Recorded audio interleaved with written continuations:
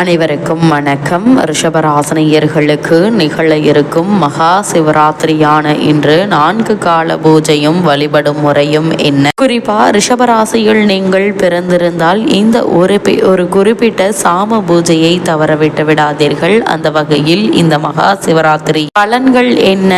புண்ணியம் தரும் மகா சிவராத்திரியை பற்றி சற்று விரிவாக தெரிந்து கொள்வோம். அந்த வகையில் மகா சிவராத்திரியில் நீங்கள் இருக்கக்கூடிய இந்த விரதம் உங்களுக்கு மட்டுமில்லாமல் உங்களுக்கு பிறகு வரக்கூடிய 21 தலைமுறையின் பாவம் போக்கி பல புண்ணியங்களை கொண்டு செல்லும் என்பது ஐதீகமாக உள்ளது. அந்த வகையில் இந்த மகா சிவராத்திரிக்கான கதைகள் பலவும் உள்ளன. அவை என்ன என்று பார்க்கும்போது சிவபெருமானுக்குரிய முக்கிய விரத வழிபாடுகளில் ஒன்றாக இந்த மகா சிவராத்திரி சிவனை வழிபட்டால் பலவிதமான துன்பங்களிலிருந்து விடுபடலாம் என்பது நம்பிக்கை. அன்றைய தினம் சிவபக்தர்கள் இரவு முழுவதும் தூங்காமல் கண் விழித்து இருந்து சிவநாமத்தை உச்சரித்தபடி சிவனை வழிபடுவார்கள். ஒவ்வொரு மாதமும் சிவராத்திரி தினம் வந்தால் மாசி மாதத்தில் வரும் தேய்பிறை சதுர்தசி நாளையே மகா சிவராத்திரி என்று போற்றி வணங்குகிறோம். மகா சிவராத்திரி பற்றி பல புராண தகவல்களும் உள்ளன. பிரளய காலத்தின் போது பிரம்மனும்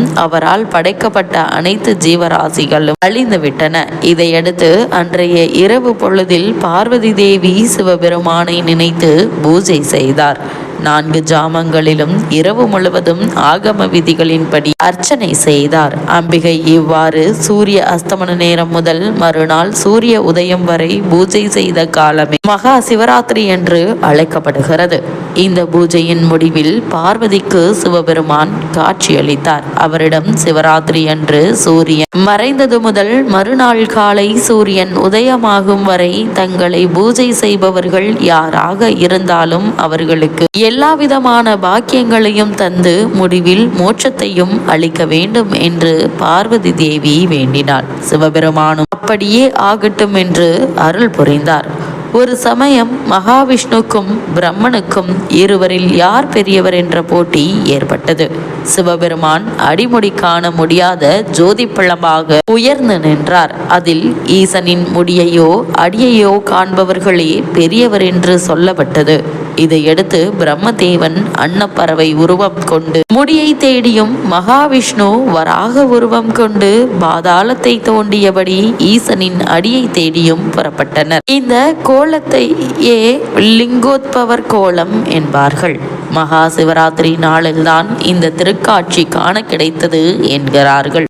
அதேபோல் கிருதயுகத்தில் துர்வாச முனிவர் தனக்கு மகாலட்சுமி அளித்த மாலையை இந்திரனுக்கு கொடுத்தார். அதை இந்திரன் தன் வாகனமான ஐராவதத்தை வாங்கச் சொல்ல யானையோ அந்த மாலையை அலட்சியமாக வாங்கி காலில் போட்டு மிதித்தது.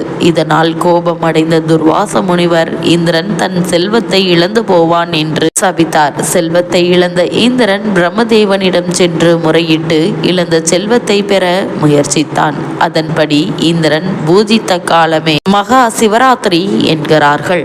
தேவர்கள் அமிர்தம் வேண்டி மந்தார மலையை மத்தாகவும் வாசிகை பாம்பை கயிறாகவும் கொண்டு பார்க்கடலை கடைய முற்பட்டனர். ஆனால் தேவர்களால் பார்க்கடலை கடைய முடியவில்லை. எனவே துணைக்கு அசுரர்களை அழைத்தனர். அசுரர்கள் தேவர்களும் சேர்ந்து திருப்பார்கடலை கடைந்த போது ஆழகால விஷம் என்ற கொடிய விஷம் வெளிப்பட்டது.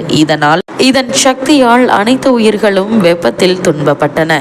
இதை கண்ட பார்வதி தேவி பரமேஸ்வரரிடம் முறையிட்டார். உடனே பரமேஸ்வரன் அந்த ஆழகால விஷத்தை எடுத்து உண்டார். இதனால் மயங்கி சரிவது போல் இருந்த நீலகண்டரை கண்ட தேவர்கள் பயந்து, சுவாமி தாங்கள் கண் விழித்து எங்களை காக்க வேண்டும் என்று பிரார்த்தனை செய்தனர். அவ்வாறு தேவர்கள் சிவபெருமானை பூஜித்த காலமே மகா சிவராத்திரி என்று அழைக்கப்படுகிறது. அதே போல முன்பொரு சமயம் வேடன் ஒருவன் காட்டில் வேட்டையாடி தன் குடும்பத்தை காப்பாற்றி வந்தான். ஒரு முறை காட்டில் வேட்டையாட சென்ற போது வேடனுக்கு எதுவும் கிடைக்கவில்லை. எனவே விலங்குகளை தேடி நீண்ட தூரம் காட்டிற்குள் சென்றான். அவ்வேளையில் வேடனை தாக்க ஒரு புலி பாய்ந்து வந்தது. இதனால் பதறி போன வேடன் அருகில் இருந்த மரத்தில் மேல் ஏறி அமர்ந்தான். இரவு முழுவதும் புலி அந்த மரத்தை சுற்றி வந்தது. வேடன் எதுவும் சாப்பிடாமல் இரவு முழுவதும் அந்த மரத்தின் கிளைகளை பற்றியபடியே இருந்தான். மறுநாள் பொழுது விடிந்ததும் வேடன் வீடு திரும்பினான். பல ஆண்டுகள் வாழ்ந்த அவன் வயது முதிர்ச்சியால் இறந்தான். அந்த வேடனின் ஆன்மா யமலோகம் சென்றது. பல மிருகங்களை வேட்டையாடிய வேடனின் பாவகணக்கில் எதுவும் இல்லை என்று சித்திரகுப்தன் சொன்னது யமதர்மனுக்கு அதிர்ச்சி அளித்தது. வேடன் செய்த புண்ணியம் என்ன என்று பார்க்க முன்பு புலிக்கு பயந்து வேடன் ஏறி அமர்ந்தது வில்வ மரமாகும். அன்றைய தினம் மகா சிவராத்திரி. பயத்தில் கைகள் நடுங்க கிளைகளை பற்றி இருந்ததால் அந்த நடுக்கத்தில் வில்வ இலைகள் உதிர்ந்து கீழே விழுந்தன.